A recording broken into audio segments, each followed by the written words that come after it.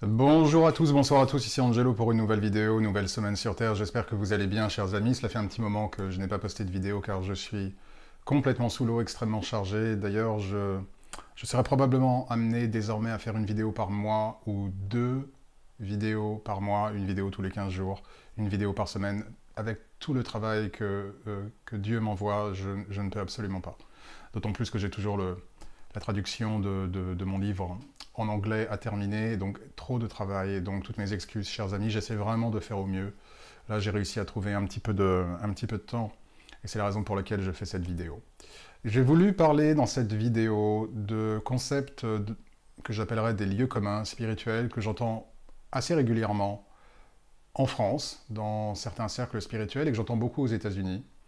Et j'ai vraiment voulu parler de ces lieux communs spirituels et vous donner mon opinion quant au fait de savoir si, selon moi en tout cas, selon mon expérience et ma pratique, bien évidemment, ces lieux communs sont valides. Donc commençons tout de suite. Lieu commun numéro 1. Vous êtes parfait tel que vous êtes. J'entends beaucoup cette phrase, particulièrement aux États-Unis. J'ai assisté à plusieurs conférences dans les temples où j'ai l'habitude d'aller. Et il y avait une fois ce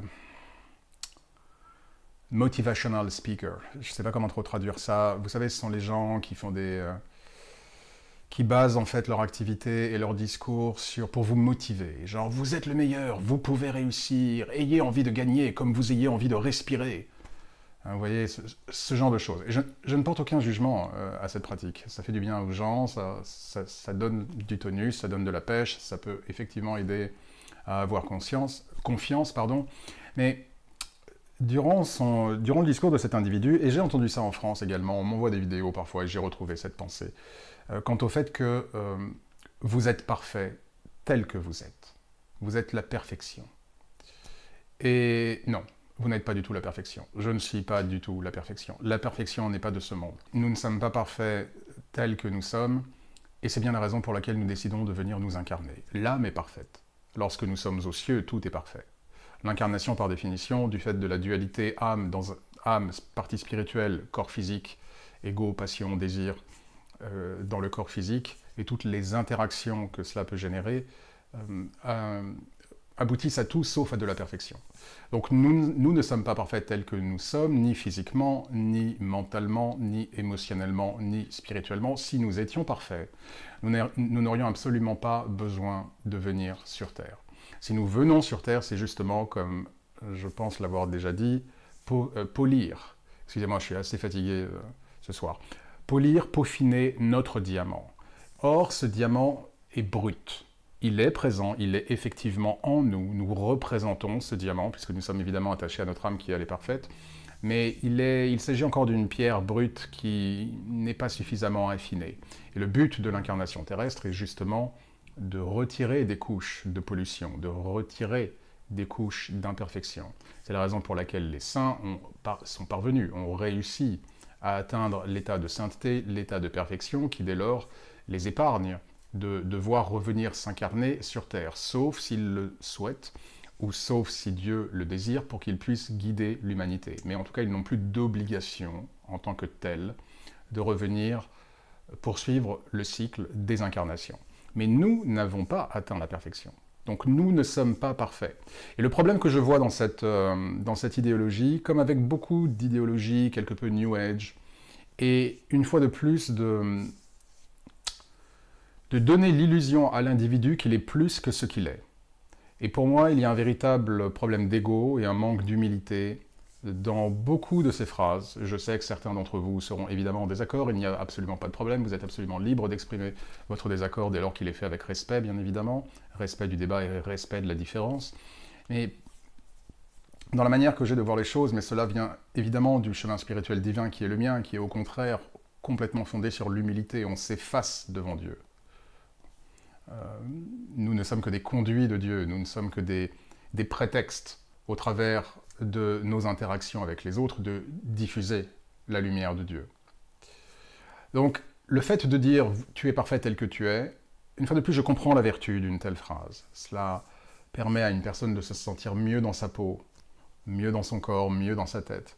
Mais pour moi, ce n'est pas lui rendre service que de lui donner l'illusion et le sentiment qu'elle est parfaite telle qu'elle est, parce que si elle est parfaite telle qu'elle est, elle n'a plus besoin de travailler. Elle n'a plus besoin de se remettre en question. Elle n'a plus besoin de progresser. Elle est déjà la complétude, elle est déjà absolument tout ce qu'il faut qu'elle soit. Or, cela est complètement en opposition avec le but même de l'incarnation, qui est de nous perfectionner.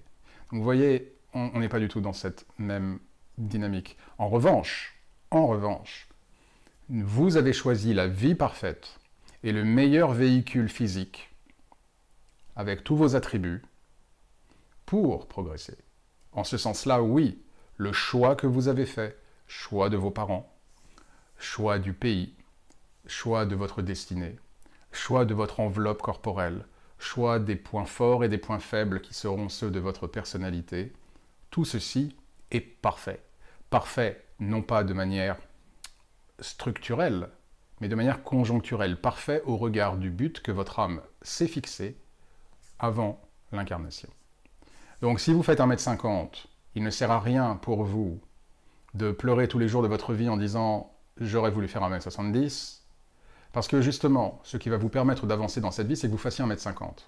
À ce titre-là, vous êtes parfait, tel que vous êtes. Parce que peut-être qu'en ne faisant qu'1m50, et du fait de la frustration que cela pourrait générer en vous, peut-être que cela va vous contraindre, du moins si vous adoptez la bonne attitude, bien évidemment, à compenser cette petite taille, en tout cas pour vous, cette trop petite taille pour vous, par d'autres qualités, ou par une force, une volonté très forte, une ambition, ou peut-être que parce que vous ne faites que 1m50 et pas 1m70 et que vous en souffrez, cela va ouvrir votre lumière de compassion envers les autres, envers ceux qui également souffrent, soit de petite taille ou d'autres choses, parce que vous-même, vous avez connu la souffrance. Donc, tout a un sens. Si vous ne faites qu'1m50, ou si vous avez les yeux marrons et pas noirs, ou si vous avez tel attribut de votre corps physique qui vous déplaît, sachez que vous n'avez pas choisi ces attributs-là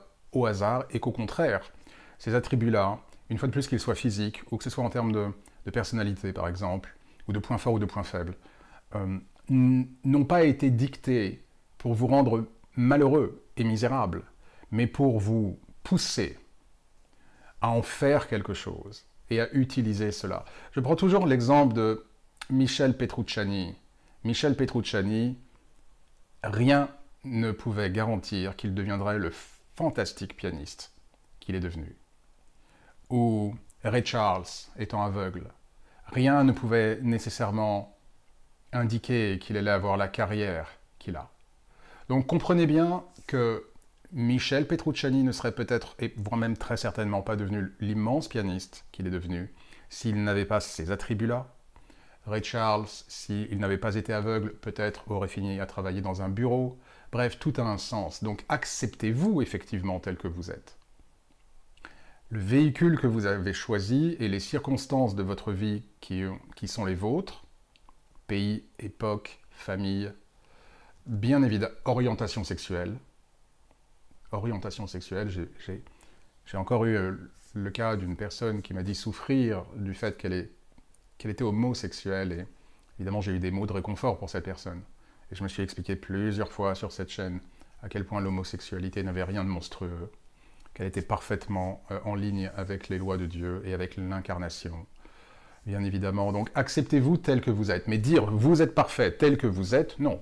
Nous sommes en développement et nous devons nous perfectionner et nous améliorer à chaque moment de notre vie, et c'est un travail qui doit être quotidien. Lieu commun numéro 2, pour être équilibré, il faut travailler avec tant la lumière que l'ombre, que la noirceur. Ou alors, dit de manière différente, ça c'est vraiment beaucoup pour les spiritualistes qui pratiquent, on va dire, ce qu'on appelle de la magie ou des rituels, ou qui sont passionnés par tout ce qui est ésotérisme.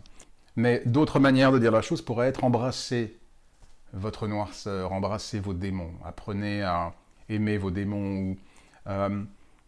Il y a différentes manières, en tout cas, de formuler ce genre de choses. Comme quoi, en fait, il La négativité et le mal, vous devez les accepter, et quelque part, ils sont positifs. Alors oui, le mal, effectivement, sert, le mal est positif. En revanche, pour être équilibré, vous n'avez absolument pas besoin ni de travailler avec la main gauche et la main droite. Vous n'avez absolument pas besoin de faire appel à des forces qui sont non divines. Quant au fait de... Là encore, je comprends la logique, mais j'ai un problème avec les pièges qui sont derrière cette démarche. C'est-à-dire que, là encore, je ne peux parler que de mon expérience. Je suis comme vous. Je suis un être humain. Je suis né dans une famille qui était loin d'être parfaite.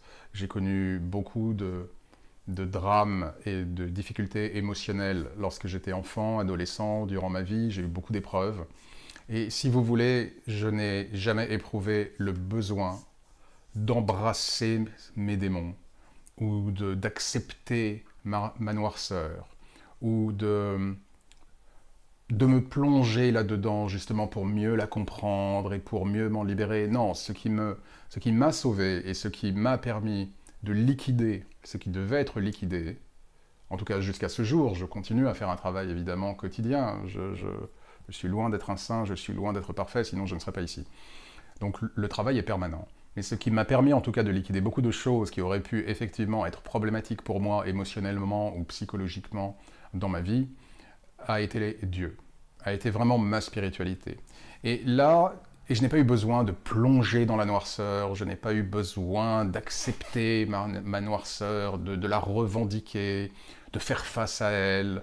Je n'ai vraiment pas eu besoin de passer par ce genre de choses. Ce qui m'a permis vraiment de me libérer de chaînes, de cadenas et de souffrances, c'est mon profond amour pour Dieu. Et plus que cela, c'est la mise en conformité de ma vie d'homme avec mes croyances spirituelles. Et là, nous touchons un point qui est probablement la kryptonite de beaucoup de croyants. Et je vois ça toutes les semaines. C'est-à-dire des individus qui croient en Dieu, croient en le Christ, il n'y a absolument aucun doute là-dessus, veulent s'améliorer, mais qui dans leur vie humaine ne se comportent absolument pas à l'aune des lois divines ou des principes spirituels auxquels ils adhèrent, et qui se retrouvent englués dans la matière et qui réagissent aux stimuli du monde, situation, interaction avec les autres, d'une manière que je qualifierais de complètement non spirituelle et non humaine. Avec l'ego, avec les passions, avec ce genre de choses qui viennent se mettre en place. Et dès lors, effectivement, si votre vie, s'il y a ce décalage, si finalement votre spiritualité n'est qu'une croyance, je crois en Dieu, mais si ce n'est pas une intégration pleine et entière, chaque seconde de votre vie, à chaque respiration que vous avez, vous vous ouvrez aux forces du mal. Parce qu'il sera beaucoup plus facile pour des énergies non lumineuses de vous atteindre ou de vous maintenir enfermé dans la souffrance. Quand vous suivez le chemin de Dieu et que vous l'intégrez parfaitement dans votre vie, vous n'êtes pas évidemment épargné par la souffrance, puisque en tant qu'homme, vous avez des obligations karmiques, vous avez des choses à liquider, vous avez des choses à faire, vous avez des tests, donc ça, évidemment, ce n'est pas non plus, ce n'est pas la croisière s'amuse. Mais en tout cas, vous avez la possibilité d'appréhender ces difficultés d'une manière qui sera en tout cas non impactante structurellement par rapport à vos énergies. Et vous pourrez beaucoup plus facilement surmonter les obstacles et les difficultés qui se dressent sur votre chemin parce que vous ne tomberez pas dans tous les pièges des forces du mal qui poussent l'homme à succomber à la jalousie, au ressentiment, à l'aigreur, au sentiment de vengeance, à la haine. Vous serez complètement débarrassé de tout cela. Et en plus, plus vous incorporez les paroles du Christ et les lois divines dans votre vie, plus vous pardonnez facilement. Vous êtes assez facile à pardonner, en fait. Vous pardonnez assez facilement. Et vous continuez votre vie en étant vraiment léger et libéré. Et le fait de ne pas avoir de haine, le fait de ne pas avoir de colère, le fait de ne pas avoir de ressentiment, le fait de respecter aussi le libre arbitre des autres, sont autant de choses qui, ipso facto et automatiquement cumulées à l'amour de Dieu et à la volonté de bien faire, c'est-à-dire de respecter les lois de Dieu, de faire en sorte qu'il soit fier de vous chaque jour, et de faire du mieux que vous puissiez chaque jour de votre vie, automatiquement et ipso facto va boucher les trous, va dissoudre les blocages, va éliminer la noirceur. Donc si vous voulez, lorsque j'entends il faut embrasser sa noirceur, il faut plonger dans sa noirceur pour justement sortir, ou pour la connaître, ou pour l'assumer, ou pour l'accepter, non. En tout cas, peut-être que cela peut marcher pour vous, ou peut-être qu'il y a effectivement des gens pour lesquels ça a pu marcher, mais une fois de plus, cette chaîne n'est que mon témoignage, ma pratique, mon expérience. Je ne dis pas qu'il n'y a qu'une voie, mais si vous êtes intéressé par mes vidéos, c'est pour avoir le son de cloche d'Angelo par rapport à sa pratique. Et donc c'est exactement ce que je fais ici. Lieu commun spirituel numéro 3. Si ça doit arriver, ça arrivera. J'entends ça en permanence. Des gens qui effectivement souhaitent quelque chose, visent un objectif, ont des ambitions, ont des désirs, et qui, c'est un peu difficile, ça vient pas forcément tout de suite, et qui, du coup, vous disent « si ça doit arriver, ça arrivera ». Non, c'est faux. Si ça doit arriver, ça n'arrivera pas tout seul. En tout cas, ça n'arrivera pas sans votre concours. Alors là encore, la spiritualité, ce n'est ni blanc ni noir, il y a des zones de gris. Donc oui, il y a effectivement des étapes karmiques dans votre vie par lesquelles de toute façon vous passerez. Que vous preniez le chemin de gauche, le chemin du milieu ou le chemin de droite, vous arriverez toujours à ce point karmique que vous devez vivre. Les points karmiques, effectivement, comme ceux-ci, les grands rendez-vous de la vie, les grandes manifestations du destin, si vous préférez. Oui, elles sont effectivement inscrites dans le marbre, puisqu'elles ont été conçues, planifiées par l'âme, en compagnie de ses guides, avant l'incarnation. Mais cela représente une petite partie, une partie signifiante, puisqu'évidemment déterminante de votre parcours de vie, donc évidemment importante. Mais en volume, à l'échelle d'une vie, ça représente une petite partie de l'existence. Il y a toute la partie beaucoup plus importante qui est constituée de votre libre arbitre. Et toute cette partie-là échappe à la phrase que j'ai citée, à ce lieu commun, si ça doit arriver, ça arrivera. Non. Parce que si vous ne faites pas ce que vous avez à faire, si vous n'êtes pas responsable dans le choix que vous faites, dans les choix que vous faites, dans les actions qui sont les vôtres, dans les paroles qui sont les vôtres, vous pourrez passer à côté de nombreux trains. Nombreux trains. Admettons que, sans que ce soit la grosse relation karmique qui a été prévue avant l'incarnation, votre ligne de vie prévoit qu'il y ait la possibilité pour vous de faire une rencontre, en tout cas sentimentale, qui puisse être importante, sans forcément être la grosse relation karmique, de toute façon que vous ne pourrez pas éviter, et que, effectivement, cette relation soit prévue à une certaine époque de votre vie. Si à cette époque de votre vie, vous passez votre temps enfermé, les volets fermés, eh bien, vous passerez à côté. Il y a plein d'exemples comme ça. Je prends un exemple évidemment un peu tarte à la crème, mais ce que je veux vous dire par là, c'est que la vie, c'est un contrat. C'est je fais tout ce que j'ai à faire pour essayer d'obtenir quelque chose. Et là, oui, si ça doit arriver, dans ce cas, ça arrivera. Mais c'est un contrat, et un contrat nécessite deux parties. C'est pas juste je me gratte les aisselles, j'attends que ça vienne, et de toute façon, si ça doit arriver, ça arrivera. Bon, j'ai fait un tout petit peu, allez, ça me suffit, si ça doit arriver, ça arrivera. Non, ça c'est une attitude qui est, je le dis, lâche, c'est peut-être un peu excessif, un peu sévère, mais qui est faible. Qui est faible.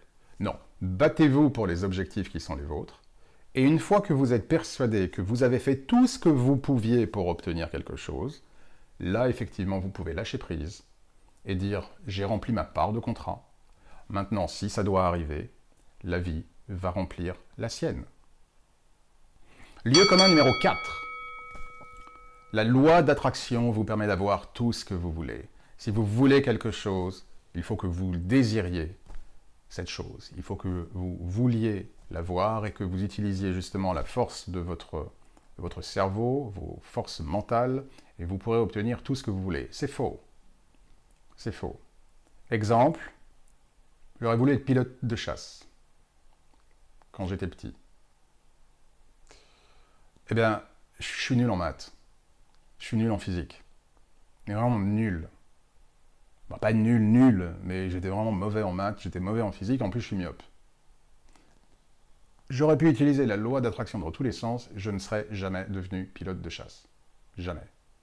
Ou admettons que je veux gagner 1 milliard, peut-être pas 1 milliard c'est les sommes aux États-Unis, allez, on va dire 200 millions d'euros à l'euro million.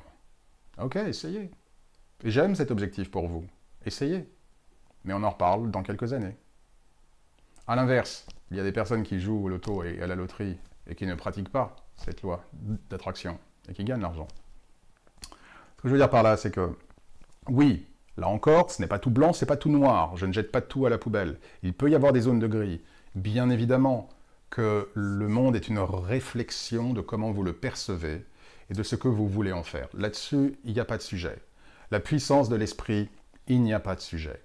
Le problème avec la loi d'attraction telle qu'elle est présentée trop souvent, c'est de vous faire, une fois de plus, penser, et là encore il y a de l'ego, ça manque d'humilité, c'est de vous donner le sentiment que vous êtes quelque part un Dieu sur Terre. Et c'est vraiment le problème que j'ai avec ces courants spirituels modernes. C'est vraiment le problème que j'ai.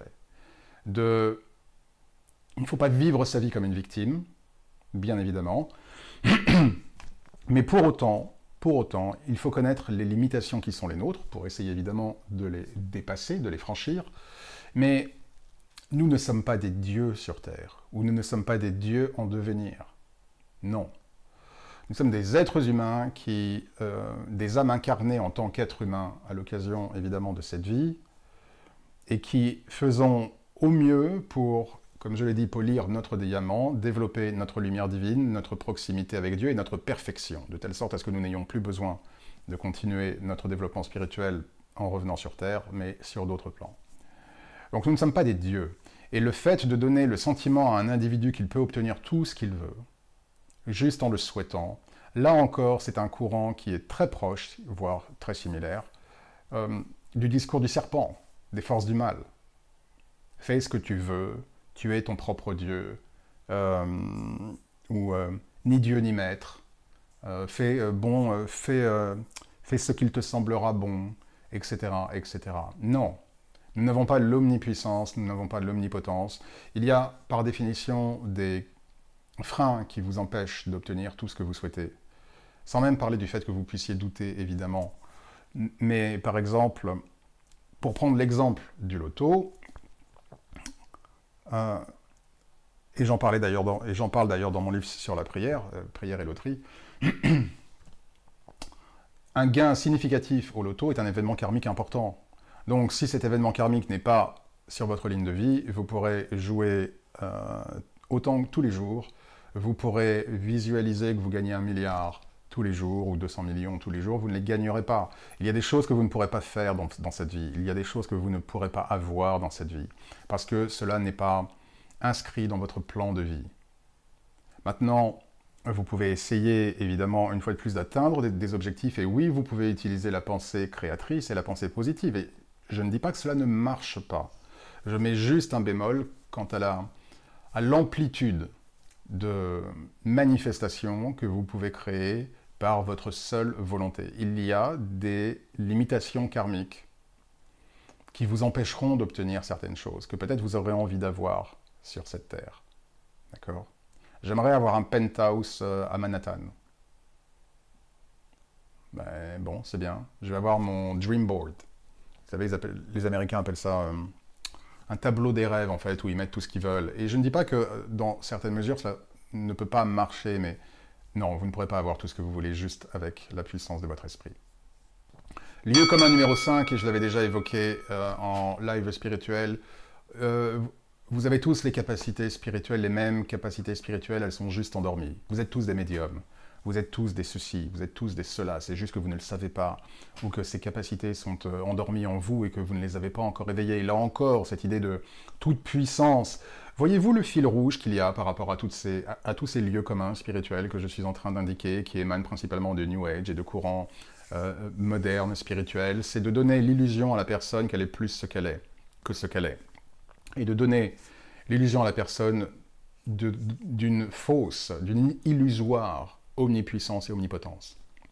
Non, nous ne sommes pas tous des médiums, nous n'avons pas tous la même capacité de développement spirituel, capacité psychique, que certains appellent pouvoir spirituel, je préfère don spirituel, d'autres parlent de capacité psychique. Non, nous ne sommes pas tous à la même enseigne par rapport à cela. D'une part, parce que certains ne sont pas du tout intéressés par cela, et d'autre part, parce que j'ai déjà expliqué, donc je serai assez bref pour ce lieu commun numéro 5, puisque je l'avais déjà adressé dans d'autres vidéos, mais pour ceux qui ne l'avaient pas vu, je fais un petit résumé. Les capacités spirituelles sont corrélées à vos incarnations passées. Donc, vous ne pouvez pas avoir tous la même capacité d'ouverture du troisième œil, vous ne pouvez pas avoir tous la même capacité de médiumnité ou de clairaudience ou de clairsentience ou de claircognisance, puisque par définition, ces dons s'acquièrent de vie et se peaufinent et se développent de vie en vie.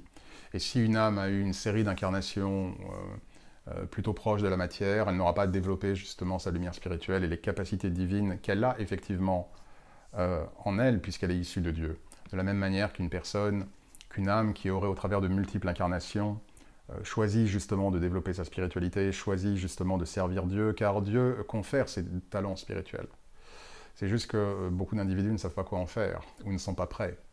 Mais il y a en tout cas une maturité toujours d'âme qui fait que certaines personnes acquièrent des pouvoirs psychiques, des pouvoirs spirituels, et cela n'est pas donné à tout le monde, puisque cela est définitivement corrélé à l'état d'avancement de l'âme, à l'âge de l'âme, là où on parle de vieille âme, de jeunes âmes, une jeune âme ou une âme, même si elle est vieille, mais qui aurait eu beaucoup d'incarnations où elle se serait écartée de Dieu, écartée de la spiritualité, n'aura pas le même développement qu'une âme qui aurait effectivement fait déjà beaucoup de travail sur elle au travers de multiples incarnations, qui aura même servi Dieu, qui aura eu des incarnations où elle a été dans la religion, ou dans la spiritualité, ou dans l'ésotérisme.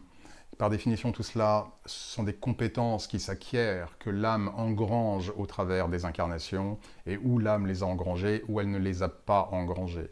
Mais une âme ne va pas venir s'incarner sur Terre et spontanément avoir ses capacités spirituelles, donc non. Maintenant que vous ayez la capacité, là encore, c'est pas noir, c'est pas blanc, il y a des zones de gris, maintenant que chacun puisse avoir effectivement la capacité de développer une intuition jusqu'à une certaine limite, oui. Mais ça ne veut pas dire que tout le monde est médium. Ça ne veut pas dire que tout le monde peut faire ceci ou peut faire cela, que tout le monde peut être guérisseur. Non, absolument pas. Là encore, sachons garder un peu d'humilité. Voilà, chers amis, j'en reste là pour cette vidéo. Les lieux communs spirituels. J'espère en tout cas qu'elle aura été plaisante à regarder, qu'elle vous aura permis durant le visionnage de cette vidéo d'oublier un petit peu la folie ambiante qui se passe dans le monde et particulièrement en France. Je vous envoie bien évidemment mes meilleures pensées. Prenez soin de vous, prenez soin de ceux qui vous aiment et que vous aimez. Je vous souhaite à tous une excellente semaine et en attendant la prochaine vidéo, que Dieu vous bénisse.